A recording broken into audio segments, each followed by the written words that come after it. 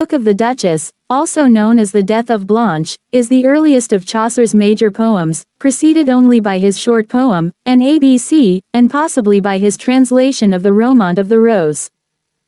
Based on the themes and title of the poem, most sources put the date of composition after the 12th of September 1368, when Blanche of Lancaster died, and before 1372, with many recent studies privileging a date as early as the end of 1368. Overwhelming, if disputed, evidence suggests that Chaucer wrote the poem to commemorate the death of Blanche of Lancaster, wife of John of Gaunt. The evidence includes handwritten notes from Elizabethan antiquary John Stow indicating that the poem was written at John of Gaunt's request. There are repeated instances of the word, white, which is almost certainly a play on, Blanche. In addition, at the end of the poem there are references to a long castell, suggesting the House of Lancaster, line 1318, and a right hill, as John of Gaunt was Earl of Richmond Mond equals hill, line 1319, and the narrator swears by Saint John, which is the name of John of Gaunt's saint. Summary. At the beginning of the poem, the sleepless poet, who has suffered from an unexplained sickness for 8 years, line 37, lies in his bed, reading a book. A collection of old stories, the book tells the story of Ceyx and Alcyone. The story tells of how Ceyx lost his life at sea, and how Alcyone, his wife, mourned his absence. Unsure of his fate, she prays to the goddess Juno to send her a dream vision. Juno sends a messenger to Morpheus to bring the body of Ceyx with a message to Alcyone. The messenger finds Morpheus and relays Juno's orders. Morpheus finds the drowned Ceyx and bears him to Alcyone 3 hours before dawn. The deceased Ceyx instructs Alcyone to bury him and to cease her sorrow, and when Alcyone opens her eyes, Ceyx has gone. The poet stops relaying the story of Ceyx and Alcyone and reflects that he wished that he had a god such as Juno or Morpheus so that he could sleep like Alcyone. He then describes the lavish bed he would gift to Morpheus should the god discover his location. Lost in the book and his thoughts, the poet suddenly falls asleep with the book in his hands. He states that his dream is so full of wonder that no man may interpret it correctly. He begins to relay his dream. The poet dreams that he wakes in a chamber with windows of stained glass depictions of the tale of Troy and walls painted with the story of the romance of the rose. He hears a hunt, leaves the chamber, and inquires who is hunting. The hunt is revealed to be that of Octavian. The dogs are released and the hunt begins, leaving behind the poet and a small dog that the poet follows into the forest. The poet stumbles upon a clearing and finds a knight dressed in black composing a song for the death of his lady. The poet asks the knight the nature of his grief. The knight replies that he had played a game of chess with Fortuna and lost his queen and was checkmated. The poet takes the message literally and begs the Black Knight not to become upset over a game of chess.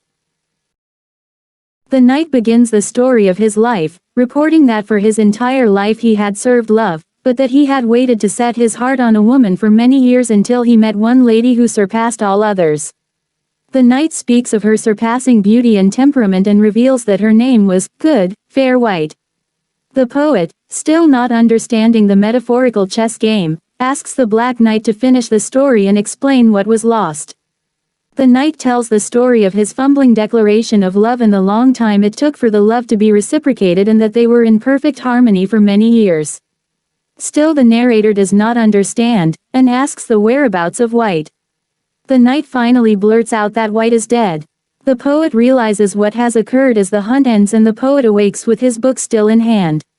He reflects on the dream and decides that his dream is so wonderful that it should be set into rhyme. The Book of the Duchess is a poem of the dream vision genre, presumably composed as an elegy for the death of Blanche, Duchess of Lancaster, the wife of Geoffrey Chaucer's patron, the royal Duke of Lancaster, John of Gaunt, in 1368 or 1369. The poem was composed sometime in the few years after this event, and it is generally considered to be flattering to both the Duke and the Duchess.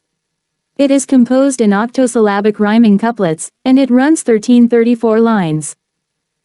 The poet tells of his insomnia. Finally, upon reading Ovid's Metamorphoses, he falls asleep. He tells the story of his dream, which begins with him awakening in a chamber covered with pictures of the Trojan War. The dreamer hears the sound of a horn signaling the start of a hunt, and he joins it. While the deer, the quarry, is on the run, the dreamer becomes separated from the hunt and is led down a flowery path by a wayward young hunting dog. There he finds a handsome young knight dressed in black. The knight, in a deep sorrow, tells him that he lost his lady love and lost a game of chess with fortune. The dreamer tries to console him, but the knight tells him he has lost more than he knows. The story of the Black Knight and Lady White follows, in which the perfection of the lady is described. Lady White became the knight's wife, and they lived in harmony for years before she died. The knight blames fortune, whose fickle wheel spins until she takes away the happiness she gives. The dreamer at last perceives the true sorrow of the knight. The hunt ends with the party returning to a long castle. The dreamer awakens for real and resolves that his dream has been so curious and remarkable that it must be put into a poem. The House of Fame, a longer poem written about 10 years after the book of the Duchess, runs 2,158 lines and was left unfinished. The three extant books begin with the retelling of the Aeneid by the Roman poet Virgil, as found written on a brass tablet in a temple of glass in the vision of a dreamer. An eagle takes up the dreamer to a point between heaven and earth, which is the House of Fame.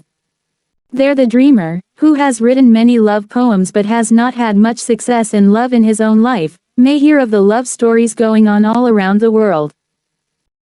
Once in the House of Fame, the dreamer sees the great bards of ancient times. The goddess Fame, of many eyes and tongues, holds court and hears supplicants' pleas.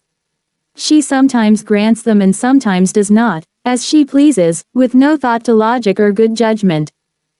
Chaucer satirizes fame and the desire for fame as vanity, using the allegorical figure of fame as a horrible vision of the lies and false reputation that earthly notoriety perpetuates. The dreamer leaves the house. He comes upon a large house made of wicker twigs. In it every kind of speech and report are mingling together, in a sort of clearinghouse of gossip. Truth and lies mingle together, going out the windows and down to earth. The poem ends abruptly, just as a man of authority appears. The Parliament of Fowls is a much shorter work at 699 lines in rhyme royal. Chaucer is credited with introducing this form into English. This poem begins with a discussion of the dream of Scipio, the seventh book of De Res Publica by Cicero. In it, Scipio the Younger is taken on a tour of heaven and hell by his grandfather Scipio Africanus, where he is lectured on the virtue of leading a good life. After reading this book, the poet falls asleep and dreams that Scipio Africanus takes him on a tour of his own. Africanus and the dreamer enter a garden in which all the allegorical personages pertaining to romantic love reside. They witness the gathering of birds, for it is St. Valentine's Day, the day they choose their mates for the year before Dame Nature. There is a dispute over the favor of a formel, a female eagle with 3 tercels, male eagles, in competition for her. Though there is much discussion, the decision is eventually deferred until the next year by the formel herself, for she is unable to choose. The dreamer awakens and resolves to read more books in order to gain more wisdom.